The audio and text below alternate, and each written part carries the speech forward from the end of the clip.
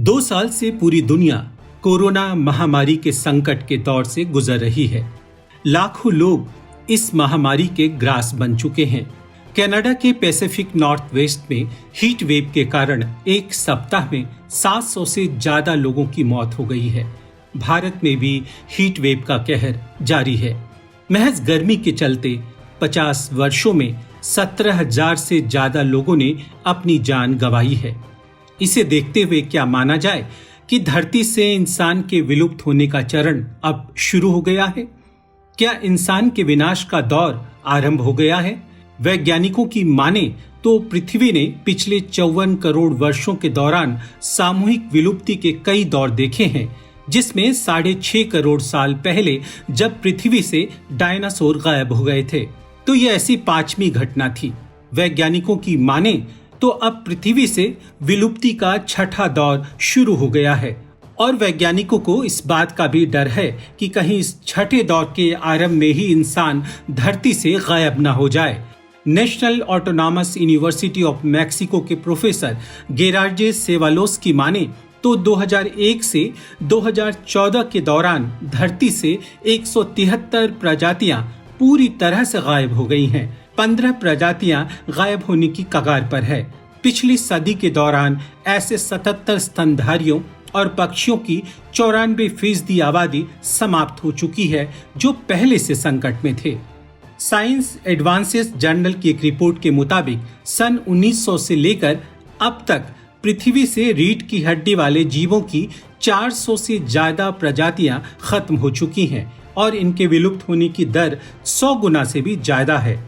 अगर इन जीवों के विलुप्त होने की रफ्तार इतनी ही तेज रही तो धरती से इंसान के खत्म होने में ज्यादा वक्त बचा नहीं है। वैज्ञानिकों के मुताबिक पिछली एक सदी में जितनी तेजी से जीव लुप्त हो रहे हैं, सामान्य स्थिति में उन्हें लुप्त होने में 10,000 साल लगते हैं। प्रसिद्ध वैज्ञानिक आइंस्टीन ने इस बाबत कहा था कि पृथ्वी से अगर मधुमक्खियां खत्म हो गई तो 4 साल के अंदर इंसान भी खत्म हो जाएंगे।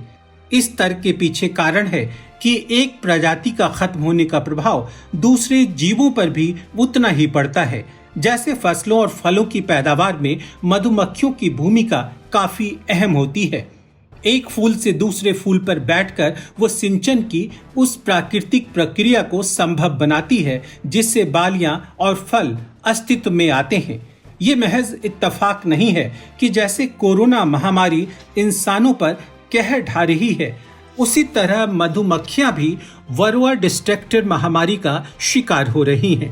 पहले ये महामारी एशिया की मधुमक्खियों को लील रही थी, अब पश्चिम देशों की मधुमक्खियों में भी ये बीमारी बुरी तरह से फैल रही है।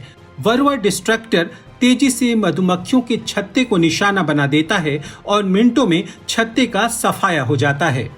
6ठे दौर में इंसान की विलुप्ति का मार्ग इंसान ने ही तैयार किया है। वैज्ञानिकों के मुताबिक प्रदूषण के चलते मौसम में बदलाव आ रहा है, ग्लोबल वार्मिंग तेज हो रही है और घटते जंगल विनाश की इसी प्रक्रिया को तेजी से आगे बढ़ा रहे हैं। जैसे जैसे इंसानी आबादी बढ़ रही है, जल, जंगल, जमीन जैसे प्राकृतिक संसाधनों का इस्तेमाल बढ़ रहा है, जिससे पर्यावरण पर इसका प्रतिकूल असर पड़ रहा है। 5वें दौर के विनाश का कारण उल्का पिंड बना था जो धरती से टकराया था, जिससे डायनासोर समेत कई प्रजातियां पृथ्वी से समाप्त हो गई थीं। वहीं पर्यावरण पर भी बड़ा बदलाव आया था। वैज्ञानिकों का मानना है कि 6ठे दौर में विलुप्ति का कारण पर्यावरण ही बनेगा। वैसे भी ब्रिटेन के महान वैज्ञानिक आइजैक न्यूटन और स्टीफन हॉकिंग ने दुनिया के अंत की भविष्यवाणी की थी। न्यूटन ने अपने नोट्स और चिट्ठियों में इस बात का जिक्र किया था कि अगर साल 2060 तक दुनिया बची रह गई तो ये विनाश की शुरुआत का साल होगा। 1704 में न्यूटन ने ये अपने नोट्स में लिखा था, जो 1727 में उनकी मृत्यु के बाद उनके घर से मिला था। ये नोट्स अब सीक्रेट्स ऑफ न्यूटन नाम की किताब में उद्धृत हैं। प्रसिद्ध वैज्ञानिक स्टीफन विलियम हॉकिंग ने भी कहा था कि मानव जाति ज्यादा से ज्यादा 600 साल तक जीवित रह सकती है। मनुष्य को 100 साल के भीतर दूसरे ग्रह पर जीवन की खोज कर बस्तियां बसानी होंगी। हमारी वीडियोस को देखने के बाद लाइक और सब्सक्राइब करना बिल्कुल ना भूलें।